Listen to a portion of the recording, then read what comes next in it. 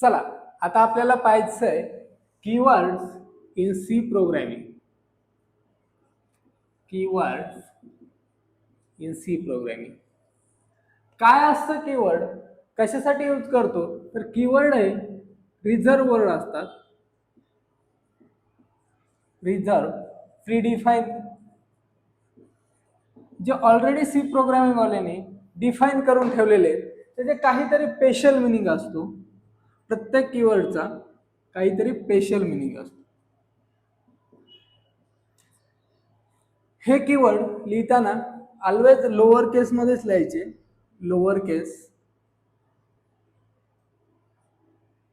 आणि कीवर्डचा यूज आपण variable name म्हणून नाही करू शकत आहे. Can not be use as a variable name. काय असतं कीवर्ड, रिझर्व वर्ड असतात प्रीडिफाईन जे ऑलरेडी सी प्रोग्रामिंग वाल्यांनी डिफाईन करून ठेवले. प्रत्येक कीवर्डचा काही ना काही मिनिंग असतो. ते सगळेचे सगळे कीवर्ड कसे असतात, लोअर केस मध्ये. त्याचा यूज आपण व्हेरिएबलचं नेम म्हणून यूज नाही करू शकत. तर असे किती कीवर्ड असतात, तर सुरुवातीला ANSI C मध्ये म्हणजे C89 अँड C90 या स्टँडर्ड मध्ये हे सगळे कीवर्ड 32 कीवर्ड होते. त्यानंतर C99 या स्टँडर्ड मध्ये ते कीवर्ड परत 5 ऍड केले गेले, नंतर 37 झाले ते कीवर्ड. त्यानंतर C11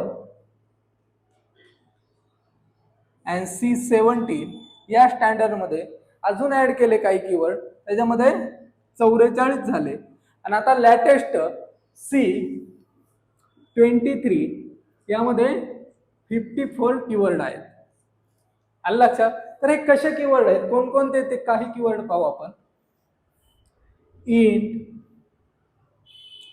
फ्लोट, डबल,